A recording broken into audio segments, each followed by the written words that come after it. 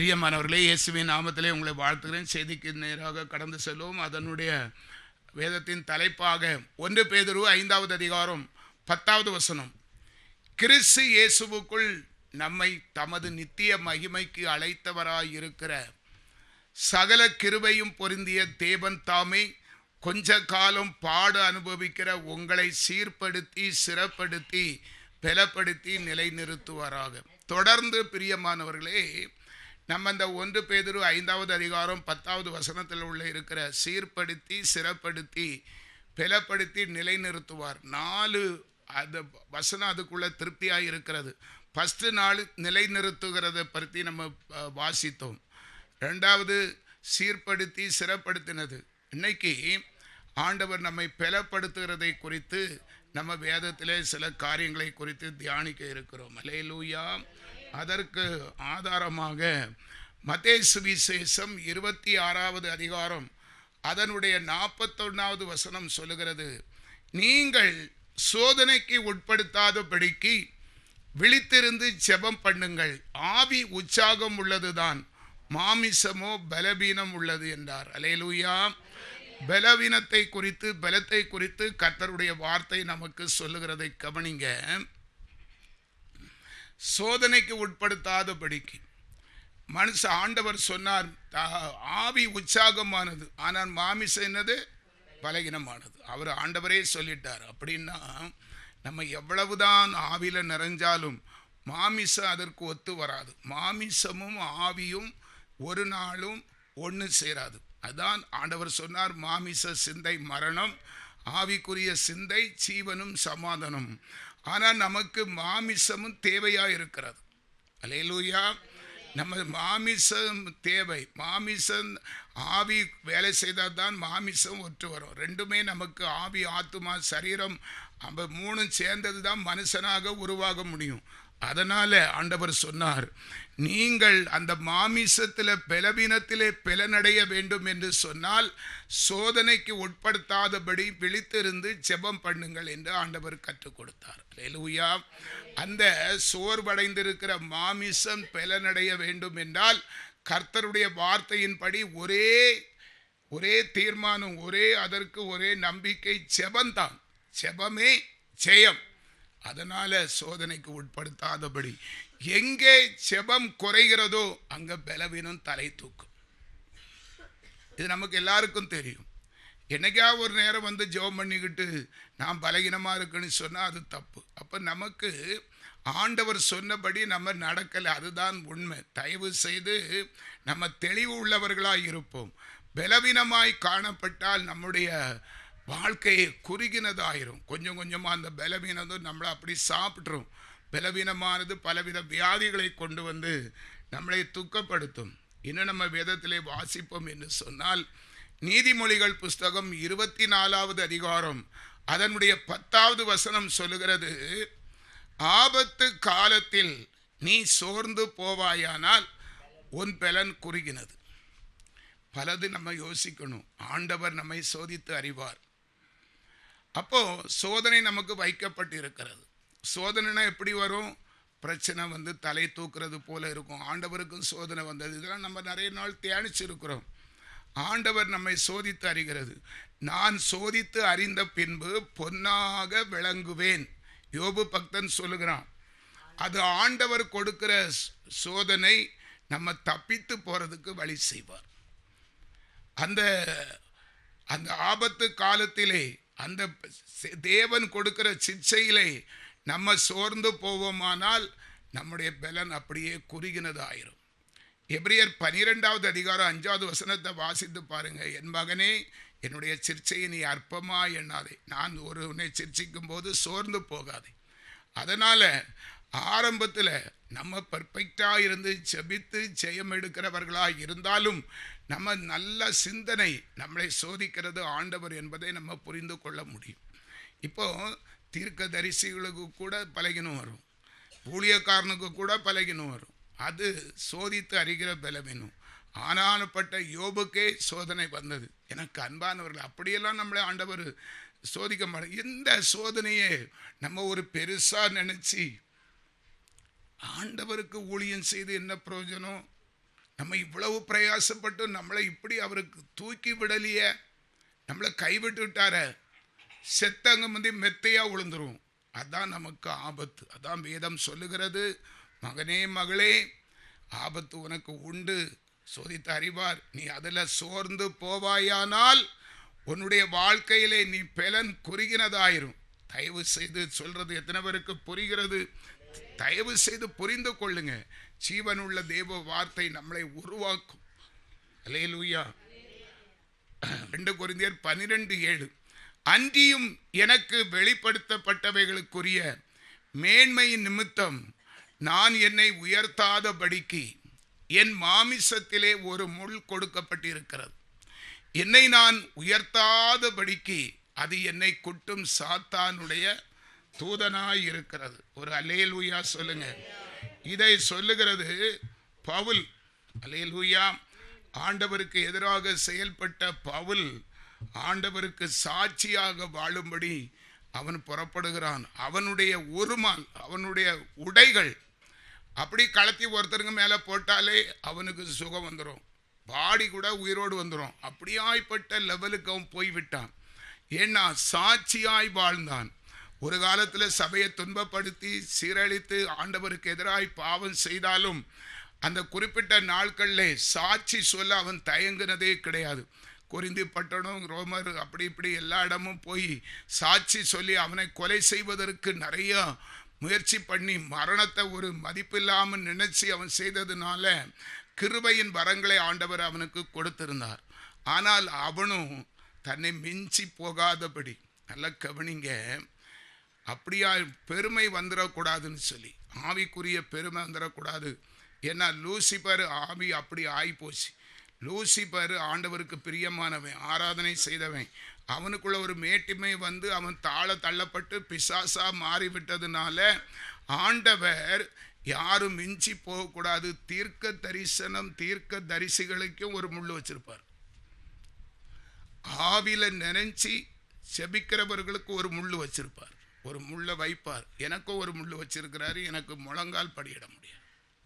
தயவு செய்து புரிந்து கொள்ளுங்க. அதான் சவுல் சொல்றான், அன்றியும் எனக்கு வெளிப்படுத்தப்பட்டவைகளுக்குரிய மேன்மையின் நிமித்தம் நான் என்னை உயர்த்தாதபடிக்கு என் மாமிசத்திலே ஒரு முள் கொடுக்கப்பட்டு இருக்கிறது. என்னை நான் உயர்த்தாதபடிக்கு அது என்னை கொட்டும் சாத்தானுடைய தூதனாயிருக்கிறது. என்னால் வீராப்பா சொல்ல முடியாது, 4 மணி நேரம் 5 மணி நேரம் நெடுங்காலில் நிப்படி சொல்ல முடியாது. மிஞ்சி மிஞ்சி போனால் ஒரு 10 நிமிஷம் 5 நிமிஷம் தான். அதுவும் கஷ்டப்படும், அண்டைக்கு பிடிக்கும். அப்படி அது ஒரு முள். நான் கேட்டு பார்த்தேன், இருக்கட்டு வச்சுக்கிட்டா நீ உனக்கு அதுதான் சரி, இல்லைனா நான் ரொம்ப மிஞ்சி பேருவானா இருக்கும். என் மனைவிக்கு ஒரு முள். சில நேரம் நல்ல அந்த இருமல் வரும்போது அது எப்போ வரும்னே தெரியாது. அதுக்கு மருந்து ஒன்றும் பார்க்கல, அதுக்கு ஒன்றும் நாங்கள் முயற்சி பண்ணலை. ஆனால் வரும்போது கொஞ்சம் வந்துடும். அதான் முள். தயவு செய்து புரிந்து கொள்ளுங்க.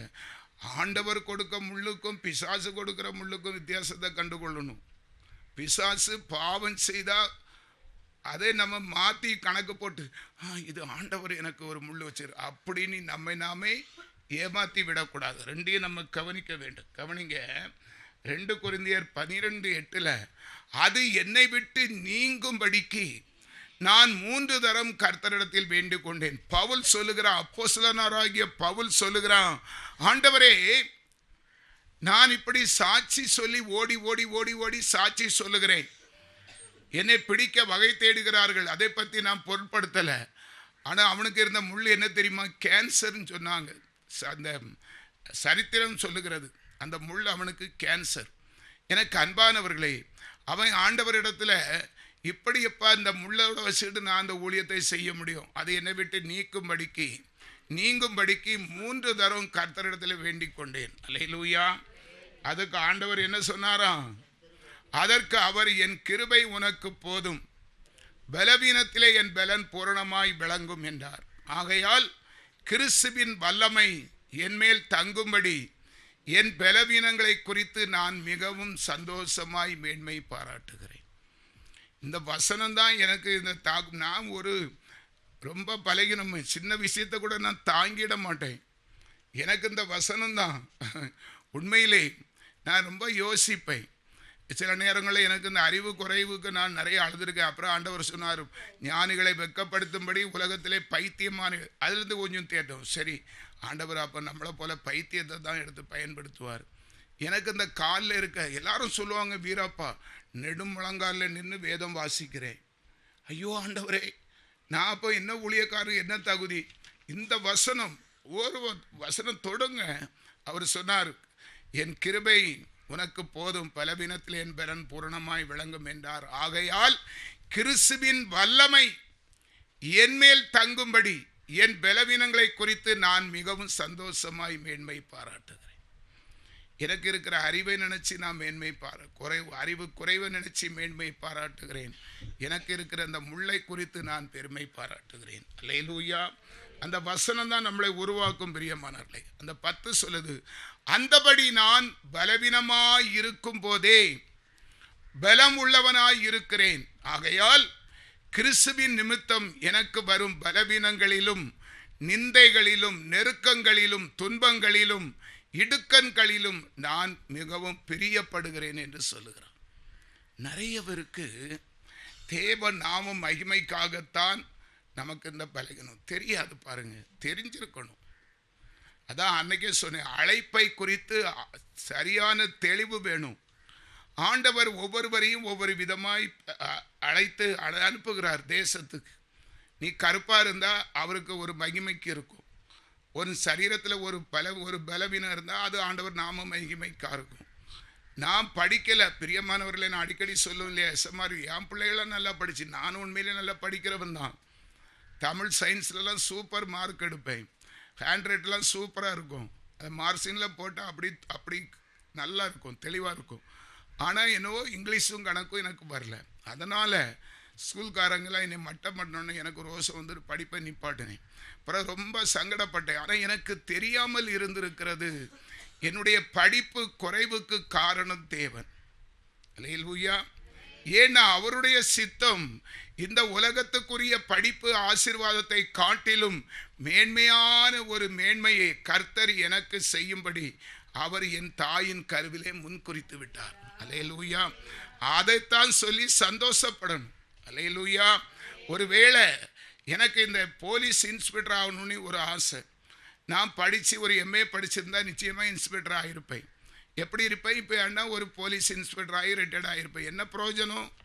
இந்த ஊழியத்துக்கு வந்திருக்க மாட்டேன். புரிந்து கொள்ளுங்கள், ஆண்டவருடைய அன்பு, அவருடைய தீர்மானம், அவருடைய யோசனை அவ்வளவு தெளிவாக இருக்கும். அல்லேலூயா. அவன் சொல்லுகிறான், பலவீனங்களிலும் நிந்தைகளிலும் நெருக்கங்களிலும் துன்பங்களிலும் இடுக்கண்களிலும் நான் பிரியப்படுகிறேன். தெளிந்த உள்ளம் உள்ளவனாய் சவுல் காணப்படுகிறான். 11வது வசனம் பாருங்க. மேன்மை பாராட்டி புத்திரனோ ஆயினேன், நீங்களே எதற்கு என்னை பலவந்தப்படுத்தினீர்கள்? நான் ஒன்றுமில்லை என்றாலும் மகா பிரதான அப்போஸ்தலருக்கும் நான் எவ்வளவும் குறைந்தவனாய் இராதபடியால் உங்களாலே மெச்சிக்கொள்ள வேண்டியதாக இருந்தது. அல்லேலூயா. சோதரம் சோதரம். நிறைய பேர் என்கிட்ட ஆலோசனை சொல்லுவாங்க, பிரதர் நீங்கள் நிறைய இடத்துக்கு பெரிய பெரிய கன்வென்ஷன்லாம் கூப்பிடுவாங்க. நிறைய பேர் முழங்கால் போடுவாங்கன்னா அப்படியே இருப்பேன். ஒரு மாதிரி இருக்கும். மேடையில் எல்லாரும் முழங்கால் போட்டு இந்த மனுஷன் அப்படியே இருக்கும். எனக்கு உள்ள வீக்னஸ் எனக்கு தான் தெரியும். கேட்பாங்க, நான் சொல்லுமா, நீங்கள் எத்தனை பேருக்கு என்ன மாதிரி ஜெபம் பண்ணுறீங்க? ஆண்டவர்கிட்ட கேட்டு பலப்படுத்தி கொள்ள வேண்டியது தானே. பவுல் சொல்கிறான், மேன்மை பாராட்டி புத்தியனானேன், நீங்களே எதற்கு என்னை பலவந்தப்படுத்தினீர்கள்? அல்லேலூயா. எனக்கு இந்த முள் தேவன் அனுமதித்து இருக்கிற முள், இல்லைன்னா அந்த கால் உடையாது. கால் உடையவே உடையாது. அந்த ஆக்சிடெண்ட்டில் அது எப்படி நடந்து, லாரியினுடைய பம்பர் என்னுடைய டிரைவர் சீட்டில் இருக்குங்க.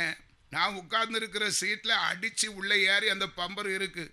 நான் எந்திரிச்சு நின்று ஒரு சைடு ஒதுங்கலைன்னு சொன்னால் என்னை அறையெல்லாம் சதஞ்சிருக்கும். அப்போ கால் தான் ஒடியணும், அவருடைய சித்தம். அந்த கால் பழகினும். அது எனக்கு இந்த ஊழியத்தில் ஒரு நன்மைக்கு எதுவாகவே. ஒவ்வொருவரும் அப்படி தான் யோசிக்கணும். நான் பலவீனப்பட்டு இருக்கிறேன், கர்த்தர் என்னை அனுமதித்து இருக்கிறார்.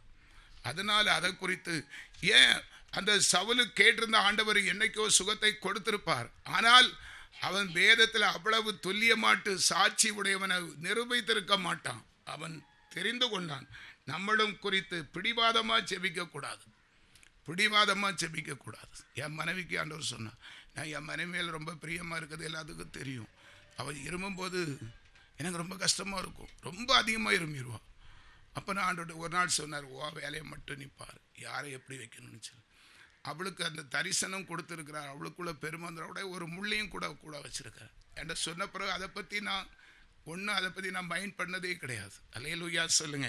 எனக்கு அன்பான தேவ பிள்ளைகளே, ஒவ்வொருவரும் நம்ம கிறிஸ்துவுக்குள் அனுதினமும் தேறினவர்களாக பாருங்க. 1 தீமோத்தேயு 5வது அதிகாரம் 23வது வசனம், நீ இனிமேல் தண்ணீர் மாத்திரம் குடியாமல் உன் வயிற்றுக்காகவும் உனக்கு அடிக்கடி நேரிடுகிற பலவீனங்களுக்காகவும் கொஞ்சம் திராட்சை ரசமும் கூட்டிக்கொள். நிறைய பேர் உபவாசம் இருக்கும்போது சொல்லுவாங்க, பச்சை தண்ணி வர, அது வீம்பு, நான் பச்சை தண்ணி வர குடிக்க மாட்டேன். ஆண்டவர் சொல்லுகிற வசனத்தை கொஞ்சம் கேளுங்க. உன்னுடைய சரீர பலவீனம், நீ இனிமேல் தண்ணீர் மாத்திரம் குடியாமல், எதுக்கு சொல்றாரு? உபவாச நாளை தான் மென்ஷன் பண்ணி சொல்றாரு. சாதாரணங்களில் நம்ம தண்ணி மட்டுமாக குடிச்சிட்டு இருக்கோம், உபவாச நாளில் தான் தண்ணி மட்டும் குடிக்கிறோம். இனிமேல் தண்ணீர் மாத்திரம் குடியாமல் உன் வயிற்றுக்காகவும் உனக்கு அடிக்கடி நேரிடுகிற பலவீனங்களுக்காகவும் கொஞ்சம் திராட்சை ரசமும் கூட்டிக்கொள். பலம் உனக்கு இருக்கிற பலத்தோடு நீ போ. வரட்டு பலம் நமக்கு இருக்கக்கூடாது. வம்புக்கு உபவாசம் இருப்பாங்க, வம்புக்கு வதனி வதைப்பாங்க, அதெல்லாம் ரொம்ப ஓவர். ஆண்டவர் உதாரணத்துக்கு மத்தேயு சுவிசேஷம் 4வது அதிகாரம் 4வது வசனத்தை பாருங்க. ஆண்டவர் பசியோடு இருக்கிறார், 40 நாள் உபவாசம். பிசாசு அவரை வெறுப்பேற்றுறான், இந்த கல்லை அப்பமாக மாற்றி புசியும்னு சொல்லி. ஆண்டவர் சொன்னார், உன் தேவனாகிய கர்த்தரை சோதிக்காதே. அவரை வேதனைப்படுது, நான் உபவாசம் இருக்கிறேன்னு சொல்லி கர்த்தரை வருத்தப்படுத்தாதே. அந்தந்த காலத்தில் தான் அந்தந்த காரியம் நிறைவேறும். அதை ஞானமாக செய்யணும். பிடிவாதமாக ஒரு வாரம் பச்சை தண்ணி குடிக்க மாட்டேன், அது என்ன அப்படி உன்னைய நோகடிக்கணும், உன்னைய வருத்தப்படுத்தணும், உன்னைய கஷ்டப்படுத்தணும்னு தான் ஆண்டவர் நினைக்கிறாரா? உபவாசங்கிறது பிசாசுக்கு அவனுக்கு எதிர்த்து நிற்கத்தக்கது. ஒரு நேரம்னாலே நான் இந்த உபவாச ஜெபம் உங்களுக்கெல்லாம் தெரியும், போன வருஷம்லாம் அப்படின்னு பண்ணினது கிடையாது. ஆண்டவருடைய கட்டளை நிறைய இருக்குதுங்க, அதை ஃபாலோ பண்ணணும். இதுலேயும் கூட நம்ம அப்படி வருந்தி தண்ணியும் குடிக்காம வேற வியாதியை உண்டு பண்ணி வச்சுக்கிட்டு, தண்ணி குடிக்காமல் இருந்தால் குடல் புண்ணாகும், அல்சர் ஆகும், கிட்னி பாதிக்கும், அதெல்லாம் உண்டு பண்ணி வச்சுட்டு ஐயோ ஆண்டவரே வலிக்குன்னா அவரை சோதிக்கிறது போல ஆகாதா? யோசிங்க. ஆண்டவரே சொல்லிட்டார், மாமிசம் பலவீனமானதுதான், உன் பலவீனத்தைக்கு ஏற்றபடி நீ அதுக்குள்ள அந்த கொஞ்சம் ரசத்தை கூட்டிக்கன்னு சொல்லிக்கிறார். தயவு செய்து இதை ஃபாலோ பண்ணுங்க. கர்த்தர் நமக்கு விளக்குகிறார். மத்தேயு சுவிசேஷம் அதனுடைய 8வது அதிகாரம் 17வது வசனம், அவர்தாமே நம்முடைய பலவீனங்களை ஏற்றுக்கொண்டு நம்முடைய நோய்களை சுமந்தார் என்று ஏசாயா தீர்க்கதரிசினால் உரைக்கப்பட்டது நிறைவேறும்படி இப்படி நடந்தது. அவர் நம்முடைய பலவீனங்காக அவர் தம்முடைய நோய்களை சுமந்து விட்டார். தேவ பிள்ளையே, அதாவது நீ கொஞ்சத்திலும் கட்டளையை விட்டு மீறக்கூடாது என்பதுதான் அடிப்படை சத்துவம். நீ அவரை போல மாற முடியாது, நீ கொஞ்சத்திலாவது உண்மையா இரு. அந்த உபவாசம் ஒரு நேரம் தான். அல்லேலூயா. ஆனால் பிரியமானவர்களே, நான் இதில் இந்த ஒரு நேரம் உபவாசத்தில் அது ஒரு நல்ல பலன் தான் இருக்குது. சாயந்தரம் வர ஒரு 6 மணி வரை இருக்கலாம். ஆனால் ஆண்டவர் உணர்த்துவார், போய் சாப்பிடும்பார். நான் இந்த இருந்தேன்னா அப்படியே இருந்துக்கிட்டே இருப்பேன். எனக்குள்ளேயும் ஒரு பெருமை லேசாக வந்துடும். சாயந்தரம் வர தள்ளி பார்ப்போம். ஆண்டவர் சொல்வார், கதை முடிஞ்சால் போய் சாப்பிடு, 2 மணியான சாப்பிட்றேன். அல்லேலூயா சொல்லுங்க. தயவு செய்து சில காரியங்கள், அவர் தாமே நம்முடைய பலவீனங்களை ஏற்றுக்கொண்டு அவர் நோய்களை சுமந்து விட்டார். அதனால் எல்லா நோய்களையும் நம்மள்கிட்ட உண்டு பண்ணிடக்கூடாது. தயவு செய்து 1 நாளாகமும் 29வது அதிகாரம் 12வது வசனம், ஐஸ்வர்யமும் கனமும் உம்மாலே வருகிறது, தேவரீர் எல்லாவற்றையும் ஆளுகிறவர், உம்முடைய கரத்திலே சத்துவம் வல்லமை உண்டு, எவரையும் மேன்மைப்படுத்தவும் பலப்படுத்தவும் உம்முடைய கரத்தினால் ஆகும் என்று வேதம் சொல்லுகிறது. எவரையும், கொஞ்சம் கவனிங்க, எவரையும், எந்த மனுஷனையும் மேன்மைப்படுத்தவும் பலப்படுத்தவும். நீ அழகில்லாமல் இருக்கலாம், கருப்பாக இருக்கலாம், அசிங்கமாக இருக்கலாம், விரும்பத்தக்க ஐஸ்வர்யம் உனக்கு இல்லாமல் இருக்கலாம். ஆனால் கர்த்தருடைய சமூகத்திலே நீ ஆண்டவரை தேடும்போது எவரையும் மேன்மைப்படுத்தவும் பலப்படுத்தவும், எவரை கொண்டு எந்த பெரிய அசாதாரணமான காரியத்தை செய்து விடுவார். திக்குவாயனும் மந்த புத்தி உள்ளவன் தான் மோசே.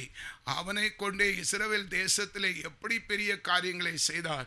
செங்கடலை சொன்னார், மோசே என்னிடத்தில் என்ன பேசிட்டு இருக்கா, நான் உனக்கு அதிகாரத்தை கொடுத்து விட்டு அதன்படி செய், உன் கையில் இருக்கிற கோலை நீட்டு. அவன் நீட்டினான், செங்கடல் பிளந்தது. தேவ பிள்ளையே, அப்ப நம்ம எல்லாரும் விசேஷித்தவர்களாய் மாறணும். நான் சொல்றது புரியுதா? அப்படியே வந்துட்டு வந்துட்டு போறதுக்கு அது ஒரு வாழ்க்கையா? நம்ம முன்னேறதுக்கு ஆசைப்படுறோம் இல்லையா? சில படிக்கிற பிள்ளைகளை பார்த்தீங்களா, போட்டி போட்டு படிக்கும். ஃபஸ்ட் ரேங்க் எடுக்கணும், ஃபஸ்ட் ரேங்க் எடுக்கணும், ஸ்டேட்டில் வரணும். அப்படி ஒரு ஆர்வம் உள்ளவங்க தான் முன்னேற முடியும். நம்மளும் அப்படி தாங்க, வளருகிறவர்களா இன்னும் இன்னும் கிட்டி சேரணும். இன்னும் ஆண்டவரோடு ஒரு நெருக்கத்தை, ஒரு அண்டர்ஸ்டாண்டிங்கை வைக்கணும். ஆண்டவர் நம்மை குறித்து சாட்சி சொல்லணும். எனக்கு பிரியமானவனே, எனக்கு பிரியமானவளே என்று சொல்லி கர்த்தர் நம்மை குறித்து சாட்சி சொல்லணும். அதுக்கு தாங்க ஆதங்கம், அதுக்கு தான் முயற்சி. அதனால அப்படி வளர்றவங்களை பார்த்து சிலவங்க குறையா சொல்ல மட்டம் தட்ட, அது பிசாசு அவங்க மூலமாக செய்கிறது. சில காரியங்கள் சொல்லும்போது, நேற்று வர ஒரு சைஸாக போனார், இன்னைக்கு ஒரு சைஸாக சொல்கிறாரு, அப்படியெல்லாம் சிந்திக்க சொல்லுவது. அது அப்படி இல்லை. தேவ ஆவிலே நடத்துகிறவர்களாய் பாருங்க. உதாரணத்துக்கு ஒரு சில காரியங்களை சொல்கிறேன். 1 தீமோத்தேயு 1 அதிகாரம் 13 இப்போ என்ன குறித்து நான் சொல்கிறதாக நினைக்காதீங்க, ஒரு சாட்சியாக இருக்கிறதுனால சொல்லுகிறேன். முன்னே நான் தூசிக்கிறவனும் துன்பப்படுத்துகிறவனும் கொடுமை செய்கிறவனுமாய் இருந்தேன். அப்படி இருந்தும் நான் அறியாமல் அபிவிசுவாசத்தினாலே அப்படி செய்தபடினால் இரக்கம் பெற்றேன். இது ஒரு முன் உதாரணம்.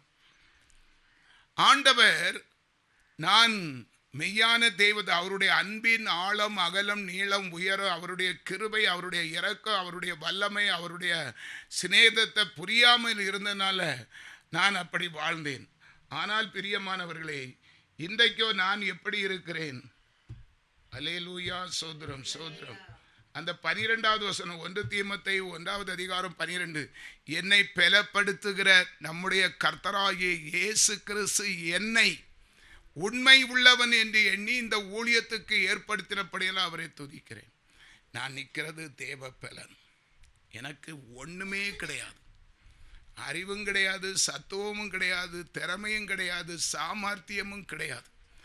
என்னை பலப்படுத்துகிற அவருடைய கர்த்தராகிய இயேசு கிறிஸ்து என்னை உண்மை உள்ளவன். ஆனால் ஆண்டவருக்கு உண்மையாக இருக்கணும். எதிலையும் கொடுத்த வேலையை கரெக்டாக செய்யணும் என்கிற உண்மை இந்த பாவிக்கு இருந்ததுனால அவர் என்னை இந்த ஊழியத்தில் ஏற்படுத்தி வைத்திருக்கிறார். நான் உண்மையிலே சொல்கிறேன், களங்கம் இல்லாமல் நான் ரொம்ப சிந்திப்பேன். ஆண்டவர் இவ்வளோ ஆட்களை தந்தார். உங்களுக்கு ஒரு கஷ்டம் வரும்போது இனி என்ன செய்யலாம்? நம்ம ஃபோன் போட்டு கேட்போமா? ஏன் அவ்வளோ ஜெபம் பண்ணியிருக்க மாட்டாளோ, அவன் ஜெபம் பண்ணியிருக்க மாட்டானோ, அதனால் எப்படி வரல? இது என்னுடைய சிந்தனைக்கு ஓடித்தே இருக்கும். என் பிள்ளையாக இருந்தாலும் அதுதான் செய்வேன். என் பிள்ளையாக இருந்தாலும் இப்போது இந்துவா செல்வியாவது பேர பிள்ளையாவது கரங்க சொல்லும்போது நான் சொல்லுவேன், அப்போ அந்த பிள்ளைகள் ஏதோ ஒன்று செய்திருக்குது, அதை சொல்லணுமே, அதை பேசணுமே. அப்போ நான் பேசுகிறது என் மனைவினா அன்பா, நான் மக்களே பொக்கலேம்பா. நான் சொன்னேன், ஜெபம் பண்ணினியா செல்வி? அந்த பேச்சு இப்படி தான் இருக்கும். ஜெபம் பண்ணியா ஒரு அதிகாரத்தோடு, அப்படி ஜெபம் பண்ணியா, ரொம்ப வளர்ந்து பேச மாட்டேன். இது அநேகவருக்கு அதில் பாசம் உண்மை இருக்கிறது தெரியாது. அவரா திட்டுவார் இல்லைன்னு சொல்லிடு, அப்படி நீங்களே உங்களை ஏமாற்றி கொள்வீங்க. அக்கறை. அப்போ நம்முடைய சிந்தனை செயல்கள் எல்லாம் கர்த்தர் உண்மையாய் நம்மை சொல்லணும். நம்மை குறித்து ஆண்டவர் சாட்சி உண்மை உள்ளவன் என்று சொல்லி, என்னை ஞானி என்று, என்னை சாமர்த்தியசாலி என்று இந்த ஊழியத்தை எனக்கு கொடுக்கவில்லை. நான் உண்மை உள்ளவன் என்று எண்ணி இந்த ஊழியத்தை அவர் கொடுத்துகிறார். அவர் என்னை அந்த பலத்தை, அந்த தைரியத்தை, அந்த விசுவாசத்தை, அந்த கிருபையை அந்த பேசுகிற பாட்டு, அந்த வசனம் எல்லாம் அவர் கொடுக்கிற பலன். எனக்கு அன்பான தேவ பிள்ளைகளை, எல்லாரும் அப்படி வரணும். தயவு செய்து 1 கொரிந்தியர் 1வது அதிகாரம் 24வது வசனத்தை கவனிங்க. ஆகிலும் யூதரானாலும் கிரேக்கரானாலும் எவர்கள் அழைக்கப்பட்டு இருக்கிறார்களோ அவர்களுக்கு கிறிஸ்து தேவ பலனும் தேவ ஞானமுமாயிருக்கிறார். பலத்தை குறித்து கர்த்தருடைய வார்த்தையை தியானித்து கொண்டு இருக்கிறோம். யூதரானாலும் கிரேக்கரானாலும் எந்த மார்க்கத்தாரரானாலும், கிறிஸ்தவனாக இருக்கட்டும், இந்துக்களாக இருக்கட்டும், முஸ்லீமாக இருக்கட்டும், எவர்கள் தேவனால் அழைக்கப்பட்டு இருக்கிறார்களோ அவர்களுக்கு கிறிஸ்து தேவ பலனும் தேவ ஞானமுமாயிருந்து செயல்படுத்துகிறார். அல்லேலூயா. சத்துவம் இல்லாதவனுக்கு சத்துவத்தை கொடுக்கிற தேவன். எனக்கு அன்பானவர்களே, நான் ஒரே ஒருக்கா கூட இது பிரயோஜனமாக இருக்கும், வெளியே டிவிக்கு போகிறதுனால சொல்கிறேன். என் சரீரம் முழுவதும் வியாதி. எப்போ? 49 7-8 வியாதி எனக்குள்ளே இருந்தது. சுகர், ப்ரெஷர், முதுகு வலி, அந்த கால் நடக்க முடியாது, இடுப்பு உளைச்சல், வாத நோய், அடிக்கடிந்த அது என்ன இஸ்னபிலியா, சின்ன ஒரு ஃபேனுக்குள்ளே இருந்தாலே 101 தும்மல் போடுவேன். இந்த மாதிரி ஃபேன்லலாம் நிற்க முடியாது. இப்படி பலவிதமான வியாதிக்கு சொந்தக்காரனதான் இந்த ஊழியத்துக்கு வந்தேன். அப்போ ஆள் நல்ல குண்டா தடியா அப்படி இருந்தேன். உள்ளெல்லாம் இத்து போய் தான் இருந்தது. ஆனால் என்னைக்கு ஆண்டவராகிய இயேசு கிறிஸ்துவை ஆரம்ப நாட்களில் சுகர், ஆண்டவரை அறிந்து சில நாட்களிலே சுகர் அப்போ தான் ஹை லெவலில் வெளிப்படுத்திச்சு 380. ஒரு நாள் ரொம்ப ஒரு மாதிரி பராணம் போல இருந்துன்னு சொல்லி டாக்டர் முத்துசுவத்தில் கொண்டு போனேன். அவர் பார்த்துக்கிட்டு 380 அரண்டு போனார். நீ சீனியெல்லாம் பார்த்தீங்கன்னா நீ செத்து போவான்னு சொன்னார். எனக்கு ஒரே காய்ச்சல் வந்துட்டு, நான் அப்போ தான் ஆண்டவரை அறிஞ்சிருக்கேன். எல்லாத்தையும் பரியாசம் பண்ணுவேன், கண்ட இடத்துல கண்டதை தும்பேன், பெருந்தீனிக்காரன், நல்லா சாப்பிடுவேன், எதையும் யோசிக்க மாட்டேன். அப்போது இப்படி திங்குறவன் இனி நாராயணே நீ சீனியை தொற்றக்கூடாது அப்படி இப்படின்னு சொன்னதை பார்த்து என் மனைவிட்ட சொன்னேன். நாங்கள் அப்போ தான் ஆனால் அபிஷேகம் பெற்று இருந்த சமயம் ஜெபம் பண்ணினோம். என் மனைவியை நான் கர்த்தருக்குள்ளே துதிக்கிறேன். நல்ல ஒரு மனைவி, எனக்காக பிரயாசப்பட்டு நாங்கள் 2 பேரும் கையை பிடிச்சி. நீங்கள் அப்படி என்னைக்கா ஜெபம் பண்ணுறீங்களா? உங்கள் கணவன் மனைவி உங்கள் பிள்ளைகளுக்கு கையை பிடிச்சி. நானும் என் மனைவியும் ரொம்ப நேரம் இருந்து அவள் எனக்காக அன்னைக்கு போச்சுங்க. என்னால் தைரியமாக, நான் பலிப்பீடத்தில் சொல்கிறேன், உண்மையை சொல்கிறேன், பொய் சொல்லணும்னு எனக்கு அவசியம் இல்லை. அன்னைக்கு போச்சு. எல்லாரும் சொல்லுவாங்க சுகர் என்பது போக்குவரத்தாக தான் இருக்கும், திடீர்னு எல்லாம் போகாது. எத்தனை வருஷம் ஆச்சு? கிட்டத்தட்ட 19 வருஷம் கர்த்தர் என்னை கிருபையாய் காத்து கொண்டு இருக்கிறார். அல்லேலூயா. எவர்கள் அழைக்கப்பட்டார்களோ அவர்களுக்கு தேவ பலனாய் இருக்கிறார். ப்ரெஷர் உச்சத்தில் இருந்து, ப்ரெஷர் என்ன, கண்ட இடத்துல மெட்ராஸ் வண்டி இலவசமான சாப்பாடு, ஆட்டுக்கறி மாட்டுக்கறி, அது லிவரு இதெல்லாம் தின்னா எனக்கு கொழுப்பு வந்து அடைச்சி ப்ரெஷரு. என் மகன் டாக்டராக இருக்கனால செக்அப் பண்ணிட்டப்பா நீங்கள் மாத்திரை எடுக்கணும் அப்படி இப்படிலாம் ரொம்ப ஸ்ட்ரிக்ட்டு. அதனால் முட்டைங்கிறது எங்கள் வீட்டில் கிடையவே கிடையாது. என்ன முத்தம் நான் அதை ரொம்ப பிரியப்படுவேன். எனக்கு முட்டை இல்லைன்னா இறங்காது, மீன் இல்லைன்னா இறங்காது, மட்டன் இல்லைன்னா இறங்காது.